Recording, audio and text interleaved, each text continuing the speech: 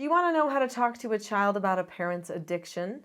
I'm Nicholeen Peck, and I teach all over the world about parenting, good communication, how to build strong family bonds, child development, and education, all through the lens of the principle self-government. And in this video, we're talking about discussing addictions openly.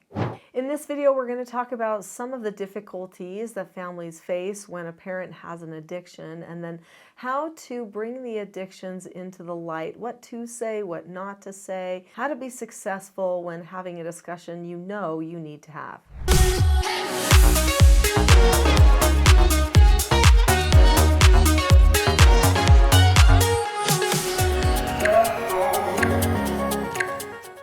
Addictions are difficult, and I will say there are very few families that aren't dealing with some sort of an addiction nowadays. Our culture is just truly dopamine addicted, whether it's addictions to TV, addictions to food, addictions to social, addictions to sexual things, gaming and online stuff, addictions to shopping, addictions to substances. You know, it used to be when we talk about addiction, we would talk about just drugs, right?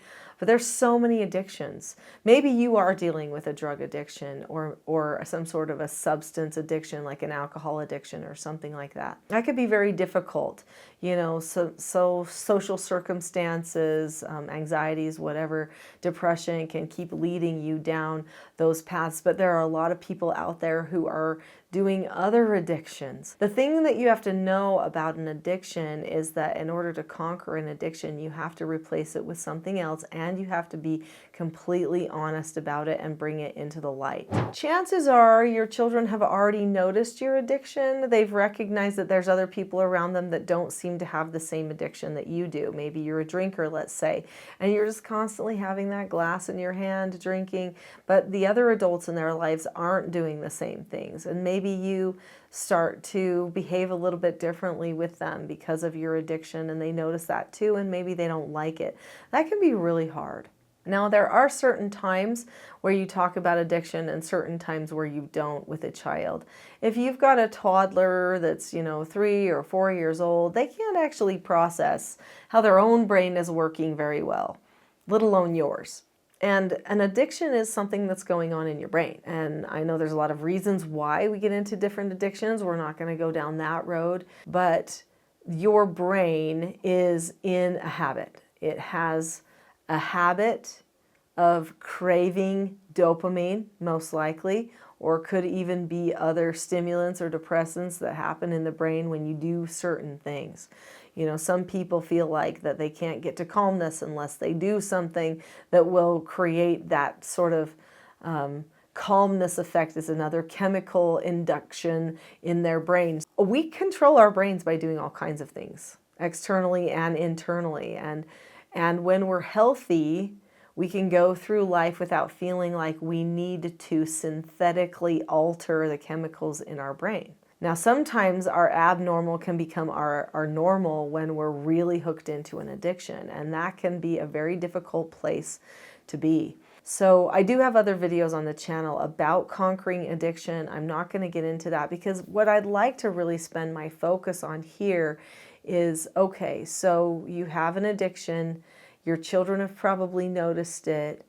So how are you going to bring it into light and work on your addiction in front of them, because they're going to be seeing your life and the way you live your life, and you're going to show them that it's okay, that you are working on the addiction and that you're sincere about this.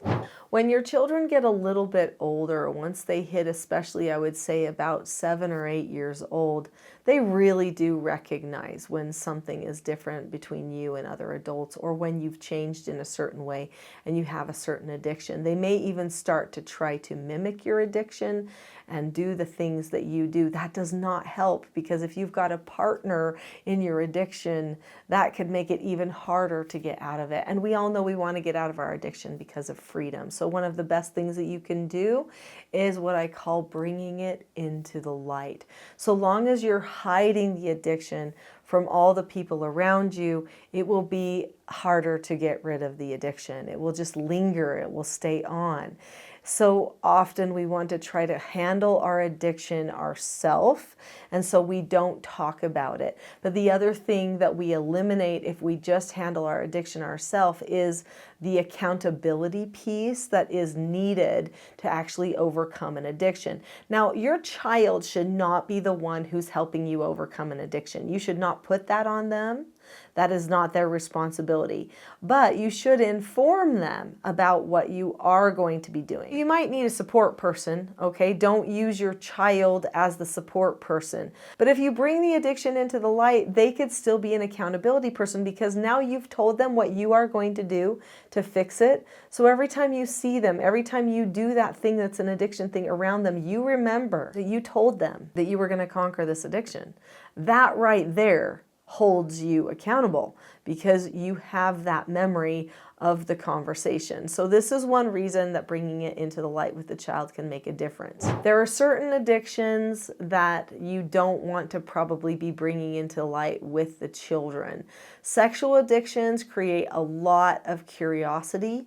So if you are experiencing a sexual addiction, that's probably one of those that you need to discuss with an adult mentor of some sort, or a therapist, or somebody who's trying to help you overcome your addiction. And that might be your accountability person, or maybe another adult would be your accountability person. However, there are other addictions that can be discussed. Maybe you have a phone addiction, maybe you have a food addiction, a sugar addiction, a media addiction, or something in general. Those are the types of addictions that are actually going to be helpful for the child to see you conquer, because they may have to face some of those same addictions, especially because addictive personalities can actually be genetic. So if addictions are easy for you to fall into, it could be that they're easy for your children to fall into too. You're going to want them to see that addictions are troublesome and that they need to get out of those. When you have a conversation with your child, you'll probably want to have what I call a parent counseling session. So in the Teaching Self-Government System of Parenting, which is what this channel really is all about, everything here is about self-government, there are 5 different teaching styles, and one of those teaching styles is called a parent counseling session. This is the best time to bring things into the light. So you would have a private conversation with your child.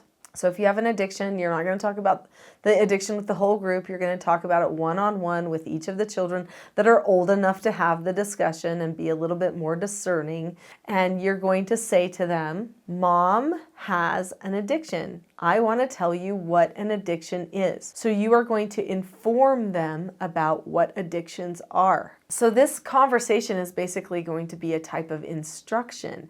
And the more you teach them, the less they'll judge, the more they'll understand what it is that you are going to do. So after you teach them what an addiction is and you explain, an addiction is basically when you've trained your brain chemicals to crave a certain type of stimulation. And you trick your brain into thinking it has to do the same thing to get stimulated every time. Then you say, my addiction is gaming, or my addiction is social media, or whatever your addiction happens to be. My addiction is food. And then you explain, see, what happens is I start thinking about food, that fires a certain chemical response in my brain that makes me think I have to go have food because I start telling myself a certain thought in my brain. What I'm working on doing is telling myself a different thought. The thought is, I only need this many calories in a day. Or I can tell myself no and drop the subject about this. This is how I am shutting down the chemicals. Or I tell myself, I've had enough. I'm full.